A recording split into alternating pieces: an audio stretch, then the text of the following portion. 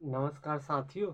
आज फिर उसी क्लास की जो सीरीज चल रही है, क्या तो बुक और राइटर, जो ऐतिहासिक विषय पर लिखी गई है और उस पर हम जो चर्चा कर रहे हैं अब आ चुके हैं क्या सल्तनत काल के पश्चात। देखते हैं क्या है।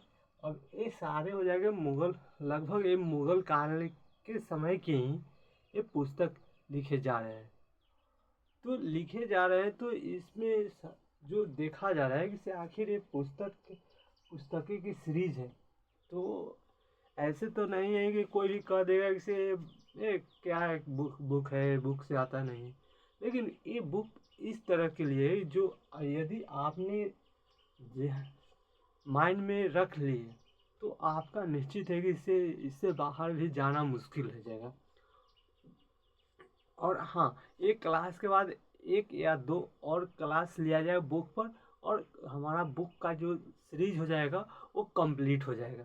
तो इसलिए इसके बाद एक या दो क्लास और देखेंगे कि एक क्लास में कंप्लीट हो जाए, दो एक में नहीं होगा तो दूसरी क्लास में किया जाएगा। तो आज चलते हैं मुगल काल में, जो काल के के समय के जो जितने भी पुस्तकें लिखे गए हैं उसको इसमें समाहित किए गए हैं। और वो ऐसे नहीं कि नॉर्मल तो आते हैं कि चलो आ गया से आ गया। ये तो आप लोग जानते भी हैं, इसे कोई बुक ये नॉर्मल चीज़ नहीं है बुक। तो इसलिए चलते हैं ये क्या बुकों की सीरीज पर। तो देखते हैं क्या ये पहला बुक है तारीख ए क्या है, तारीख ए रसीदी। तारीख ए रसीदी के लेखक क्या है, मिर्जा मोहम्मद हैदर। मिर्जा मोहम्मद हैदर की बात करें तो एक किस काल के है, तो हुमायूं जो मुगल काल के बाबर के पश्चात जो शासक हुए, वह शासक के बाद क्या है हुमायूं के बाद अकबर के बाद सलीम के बाद शाहजहां के बाद औरंगजेब, उसके बाद तो उत्तरवर्ती मुगल काल आ ही जाता। ठीक है। तो ये जैसे बाबर, ये तारीख रसीदी है जो मिर्जा मोहम्मद हैदर की प्रमुख पुस्तकें हैं।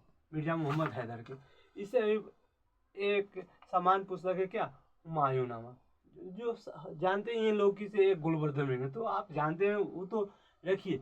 जो आप नहीं जानते हैं उस पर भी उस पर भी फोकस करना है। ठीक है। और एक है बाबरनामा। तो बाबरनामा जो है वो क्या है, फारसी भाषा में अनुवाद किया गया है। ठीक है। और एक बाबर का जो आत्मकथा था तुजक ए बाबरी, वो तुर्की भाषा में लिखे गए। तो अधिकतर एक नॉर्मल क्वेश्चन, नॉर्मल एग्जाम में लेवल फर्स्ट हो गया, सेकेंड हो जाएगा, तो उसमें पूछेगा कथी बाबरनामा किस भाषा के में लिखा गया, तो फारसी। लेकिन जैसे ही जब आप हायर एग्जाम में जाइएगा तो बाबर की आत्मकथा था बाबर तुझे के बाबरी। तो तुझे के बाबरी किस भाषा में लिखेगा क्वेश्चन मिलेगा, तो आप वहाँ पर आप फारसी नहीं मार के आप तुर्की भाषा का टिक करेंगे। ठीक है। तो वो सब नॉर्मल बुक है, तो वो सब उतना उतना तो आप भी जानते हैं। लेकिन एक माइनर पॉइंट होता है, वो माइनर पॉइंट से लोगों की गलती होती है। तो एक देखिए तारीख है रसीदी के लेखक कौन है, मिर्जा मोहम्मद हैदर। ठीक है। दूसरा है तबकात ए अकबरी, ये निजामुद्दीन अहमद। ये तबकात अकबरी, ठीक है, ये तबकात अकबरी जो पुस्तक है, ये अकबर के जीवन और अकबर के शासन काल से ही ये सारे हुए थे। और ये पुस्तक जो है निजामुद्दीन अहमद है।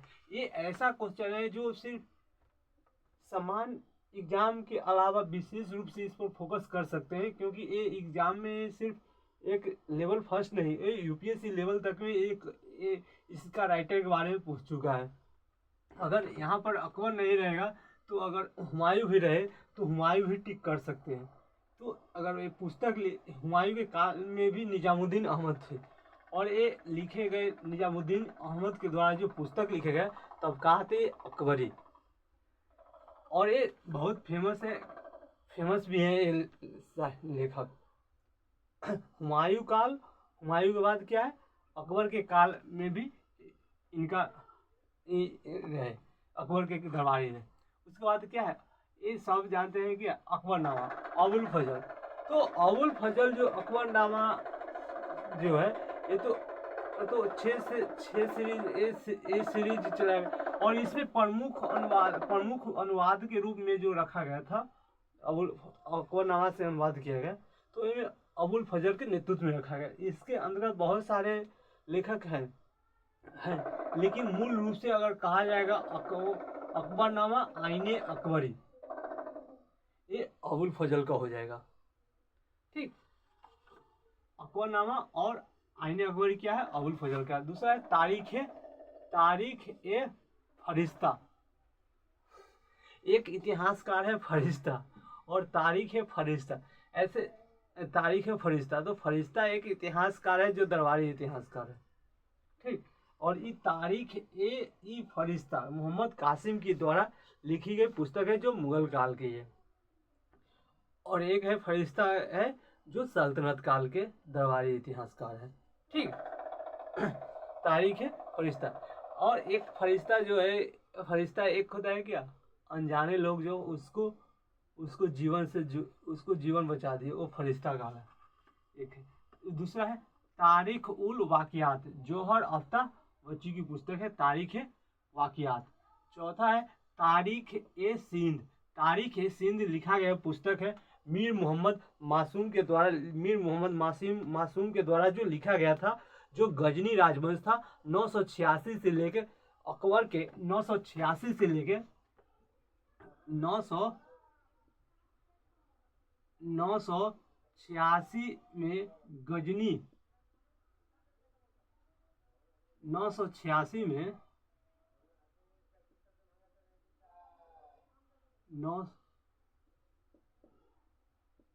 गजनी वंश था 986 से लेकर ये चला था अकबर के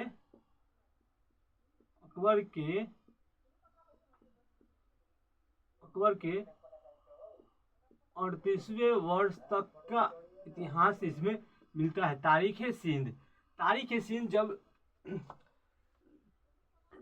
सिंध में जो स्थापित शासक थे, उस जब गजनी के अधीन आया गया है सिंध, तो वहां से जो शुरू होता है 986 से लेकर अकबर के शासन काल के 38वें वर्ष तक के जो इसमें जानकारी, अगर इस पुस्तक को उठाते हैं तारीख सिंध, तो उसे सिंध के बारे में तो विस्तृत जानकारी मिलेगा, पश्चिमोत्तर भारत के बारे में, सिंध, अफगानिस्तान, ये सब के बारे में जानकारी हमको मिलता है। इसके साथ जो उसमें जो सत्ता परिवर्तन होता रहा पश्चिमोत्तर भारत में, तो पश्चिमोत्तर भारत में होता रहा, तो उस पर जो लिखे गए पुस्तक रहे वो कौन सा सबसे महत्वपूर्ण पुस्तक है। और ये जो है मध्यकालीन भारत के लगभग पीरियड में जो अकबर के जो शासन काल है 38वें वर्ष तक के है, तो इसके लिए हमको सिंध की जानकारी और उस पूर्व पश्चिमोत्तर क्षेत्र की जो जानकारी जानने के लिए एक महत्वपूर्ण स्रोत क्या है, तारीख सिंध, जो कि मीर मोहम्मद मासूम के द्वारा लिखे गए पुस्तक है। दूसरा है वाकियात, एक है वाकियात इल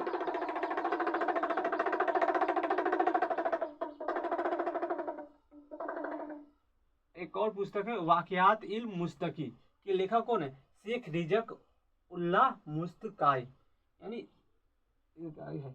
आगे पुस्तक है तारीख ए अकबरी, एक है तारीख ए तबकात अकबरी, अकबरनामा और आईने अकबरी है। एक है तारीख ए अकबरी जो मोहम्मद आरिफ कंधारी के द्वारा लिखा गया पुस्तक है, लिखा है तारीख अकबरी। और भूल से नहीं आईने अकबरी और तारीख अकबरी या अकबरनामा में तबकात अकबरी, थोड़ा जरा सा भी इधर ध्यान भटका घटना और एक गलती होने की संभावना रहेगी, तो ध्यान रखिएगा। तारीख अकबरी जो लेखक है वह लेखक है मोहम्मद आरिफ कंधारी। अगले पुस्तक है मनखब जन ई अफगाना, जो नियामत उल्लाह अल हरवी के द्वारा लिखी गई पुस्तक है। अगले पुस्तक है पादशाहनामा जो मोहम्मद वारिस है, पादशाहनामा। अगले पुस्तक है क्या, आलमगीर नामा, मिर्जा मोहम्मद काजिम की द्वारा लिखी गई पुस्तक कौन है, आलमगीर नामा मिर्जा मोहम्मद काजिम।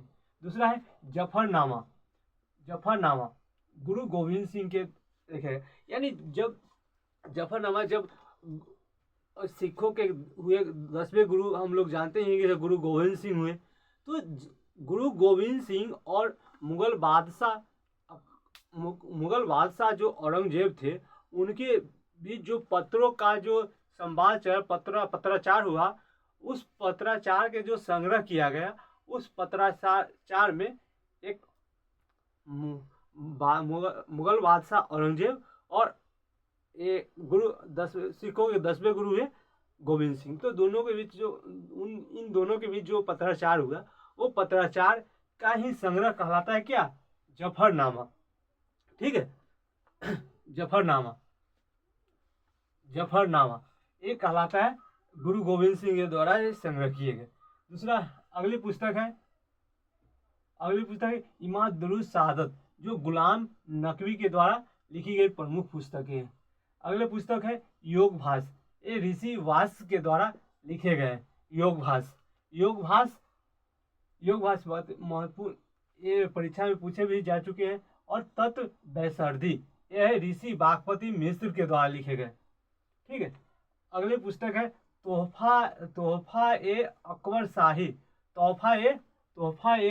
अब्बास खां शेरवानी के द्वारा जो प्रमुख पुस्तक है, ये अब्बास खां शेरवानी के द्वारा लिखे गए पुस्तक है। इसमें जो होता है कि शेर शाह सूरी के अफगान दूसरे अफगान सल्तनत के जो स्थापना और शेर शाह सूरी द्वारा किया जाता, उससे लेके अकबर के शासनकाल में के दौरान की जो लिखी गई पुस्तक है अब्बास खां शेरवानी के द्वारा, वो अफगानों के इतिहास पे भी ये चर्चा करता है।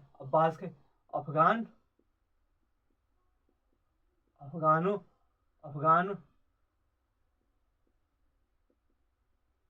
इतिहास पर विशेष रूप से इसमें लिखी गई। दूसरा है अब्दुल कादिर बदायनी, मुंतखब उत तारीख के लेखक क्या है, अब्दुल कादिर बदायनी।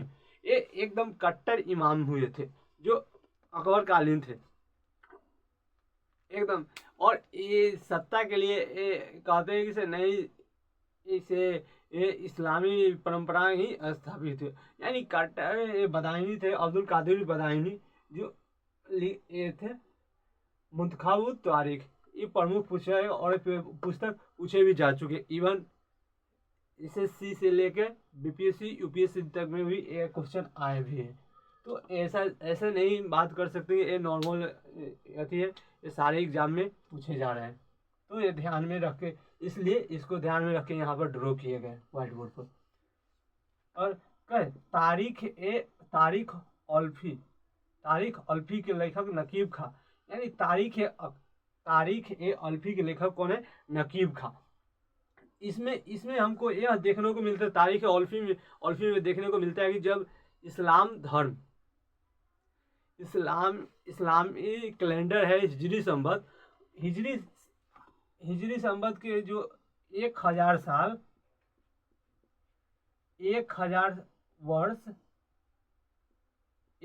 वर्ष के पूरे होने के उपलक्ष्य में इस पुस्तकों को लिखा गया। हिजरी संवत जो है तारीख अल्फी जो नकीब खां के द्वारा लिखा गया था अकबर के काल में। तो एक इस्लाम धर्म के 1000 वर्ष पूरे होने के उपलक्ष्य में क्या है, इस्लामी कैलेंडर के अनुसार ये लिखा गया नकीब खां के द्वारा। दूसरा है साकीनामा, एक कलीम के द्वारा लिखी हुई पुस्तक है। शाहजहांनामा, यानी शाहजहांनामा जो लिखा थे, शाहजहांनामा वो इनायत खान के द्वारा लिखा है। एक क्या है, शाहजहां की जीवनी पर जो लिखा गया इनायत खान के द्वारा, ये क्या है, ये है इनायत खान। उसका बाद फतुहात ए आलमगीरी ईश्वर दास, फतुहात ए आलमगीरी की पुस्तक जो है वो किसके द्वारा, फतुहात ए आलमगीरी ईश्वर दास के द्वारा लिखे गए। और एक है नुक्स ए दिलखुशा, भीमसेन और ये कहाँ के रहने वाले थे, बुरहानवादी के। तो इस साकीनामा मोहम्मद कलीम के, शाहजहांनामा इनायत खान के, फतुहात ए आलमगीरी ईश्वर दास की है। नुस्खा ए दिल खुशा, भीमसेन, बुरहानवादी, पद्मावत, मलिक मोहम्मद जैसे श्री अकबर, दारा सिकों के हैं। ये जो पद्मावत है ये अलाउद्दीन खिलजी और राणा रतन सिंह चित्तौड़ के थे, उनके भी जो लड़ाई लड़ी गई और पद्मावत पर ही फोकस किए गए। ठीक है, तो एक काव्य है मलिक मोहम्मद जैसे की। ठीक है, श्री अकबर दारा सिकों के द्वारा उपनिषदों का फारसी में अनुवाद करवाया गया था। ये क्या है, शाहजहां के काल के। कब अनुवाद किया, 1657। तो अकबर के काल में जो अनुवाद विभाग स्थापित किए गए, उसी के तहत वो महाभारत का अनुवाद हो, रामायण का अनुवाद हो, चरक संहिता का हो, अभिज्ञान शकुंतला का हो, या फिर उपनिषदों का अनुवाद हो। ठीक, तो अनुवाद किए गए और ये सब अनुवाद विभाग के ही अंतर्गत शामिल किए गए। तो ये रहा आज का बुक सीरीज का चौथे क्लास में हम देखें ये सारे बुक, ये जो बुक है ये बुक देखने को मिला। ठीक, तो आप इन बुकों को पढ़िए और पढ़ने के साथ साथ लिखने का भी कार्य करेंगे। तो एक कहता है कि आप बोल के पढ़ेंगे तो 10 से 15% आपको याद रहेंगे, या 10 से 20% के एबव आप ध्यान पूर्वक पढ़ेंगे, माने वो 20 से 30% तक जाएगा। ठीक, 2 बार पढ़ेंगे 40% तक जाएगा, 40% या 40 लगभग 50%, 40 से 50 आप पढ़ रहे हैं और लिख रहे हैं, तो इस 60 से 70% तक आपको आपके दिमाग में समाहित रहेगा। तो इसलिए आप पढ़ने के साथ साथ लिखने का कार्य करें। ठीक, इसलिए कहा, जैसे कोई भी इंसान, हर इंसान जन्म लेता है, तो कोई भी इंसान कहते हैं अरे आज क्या करे, कुछ नहीं, अपने साथियों के साथ जाके पढ़ेंगे, और कहते हैं कि आज वो नहीं पढ़ेगा तो हम भी नहीं पढ़ेंगे। और एग्जाम, वो घर से निकलता है स्कूल जाने के लिए, तो कहे तू चलो, तुम आज चलो ना एग्जाम स्कूल जाने। उसके बाद कहीं भी गए घूमने तो कहेंगे चलो। हर समय कोई भी इंसान नहीं है, हर व्यक्ति का अपना अपना क्या है, अपना अपना समस्या है, वो समस्या से जुड़े रहते हैं। इस कारण से लोग जो होते हैं वो अपने समस्या कोई भी और ये कोई भी इंसान होता है क्या, जन्म लेता है अकेला। ठीक, उसको नौकरी भी करने होगा तो अपने लिए करना होगा, और जब मृत्यु होता है तो अकेला। कोई होता है जब मर रहा होता है तो कहेगा कि चेहरे से चलो आज मैं मर रहा हूँ तुम भी मर जाना, ऐसा होता है? नहीं होता है। तो जब कुछ भी कार्य करना हो तो मुझे खुद ही करना है। तो फिर क्यों कोई ऐसे हर काम में दूसरे के साथ क्यों चाहिए? तो इसलिए आप पढ़िए, आप अपने लिए पढ़ेंगे और अपने लिए प्रतिफल प्राप्त करेंगे। तो इसलिए कोई ये बहाना नहीं चल सकता कि से आप किसी के साथ बैठ के पढ़ेंगे या नहीं पढ़ेंगे, उससे नहीं। आप ये ध्यान रखिए, मैं